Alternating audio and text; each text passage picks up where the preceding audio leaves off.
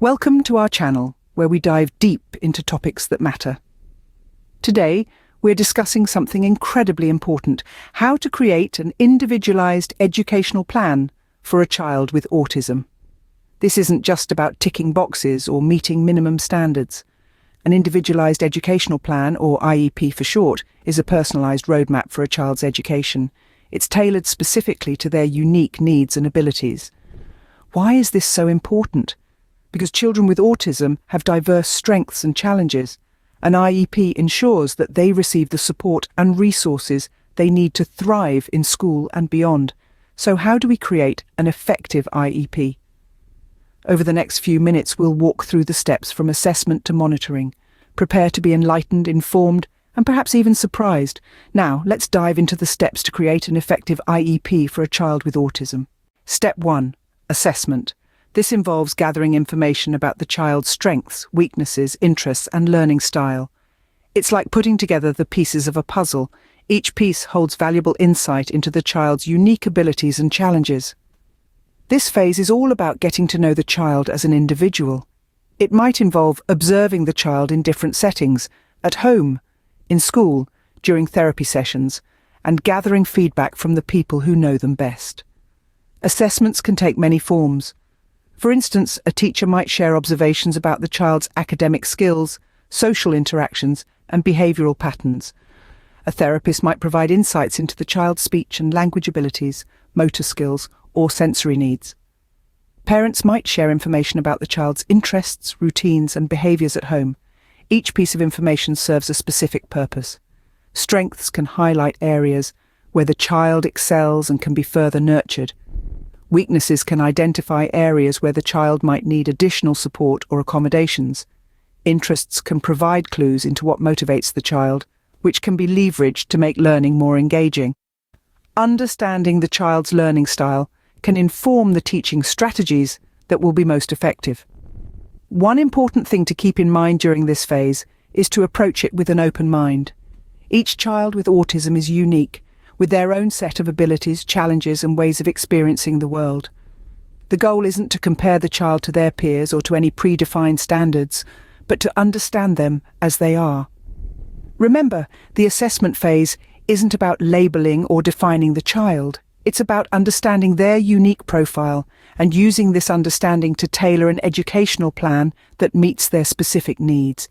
It's about seeing the child, truly seeing them, and recognizing their potential. And that's the essence of the assessment phase.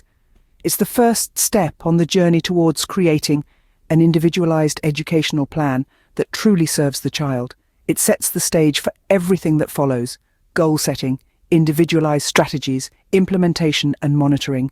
Understanding the child's unique profile lays the foundation for a tailored educational plan. Step 2. Goal setting. Based on the assessment, set specific, measurable goals that address the child's academic, social and emotional needs. Imagine a journey. You've got your map, your compass, your gear. But where are you going? Without a destination, you'd be wandering aimlessly. That's where goal setting comes in. It's your destination. It's the why behind all the efforts you're going to put in. When we talk about specific and measurable goals, we're talking about a clear vision for the child's growth. These are not vague ambitions like doing well in school or making friends. Instead, they are concrete goals like improving reading comprehension by 1 grade level or participating in a group activity twice a week. These goals address the child's academic needs, like mastering a certain math concept, or their social needs, like learning to take turns in a conversation. They might also tackle emotional needs, such as managing frustration when faced with a challenging task. Why are these goals so essential? Well, they act as a beacon, guiding every decision and strategy in the child's educational journey. They provide a clear path of what needs to be achieved and the milestones to be reached along the way. Now, it's important to remember that these goals should be achievable. This doesn't mean they should be easy, but they should be within the child's reach, given their current abilities and the support they'll receive. Setting goals that are too high might lead to frustration and disappointment. On the other hand, goals that are too low might not push the child to their full potential. So, how do we find this balance? It's a collaborative effort Teachers, therapists, parents, and sometimes even the child all come together. They discuss, they brainstorm, they negotiate the result. A set of goals that are tailored to the child, that challenge them, but also respect their pace and their individuality. These goals should be ambitious yet attainable, guiding the child's progress throughout the year. And remember, the journey might be challenging, but with clear goals and persistent efforts, every child can reach their destination. Step 3. Individualized strategies. This is where we get creative.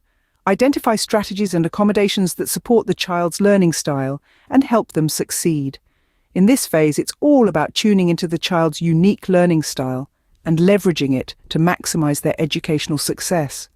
We know that children with autism often have unique ways of processing information, and the strategies we choose should align with these preferences.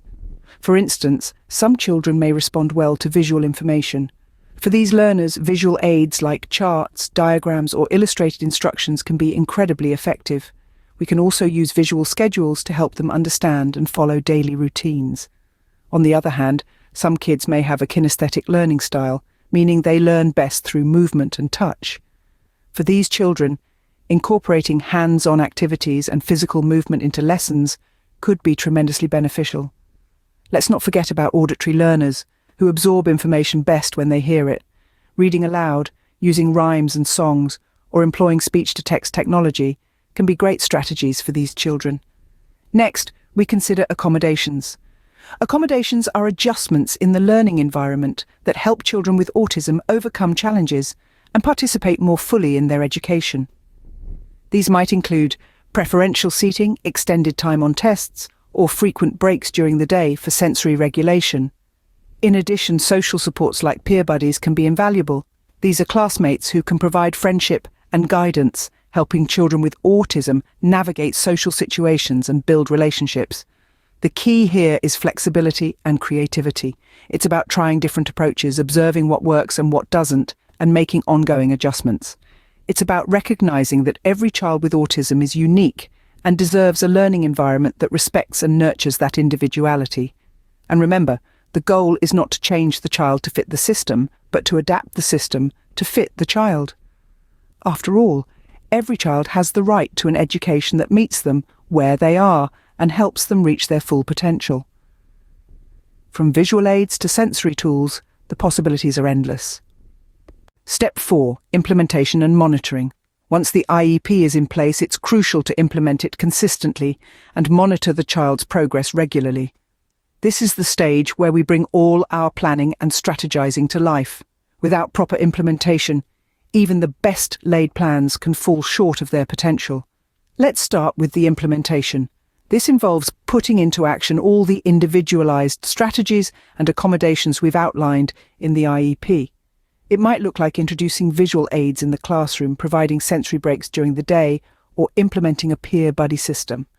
Every detail in the IEP is in place to support the child's learning and help them reach their goals. But how do we know if these strategies are working?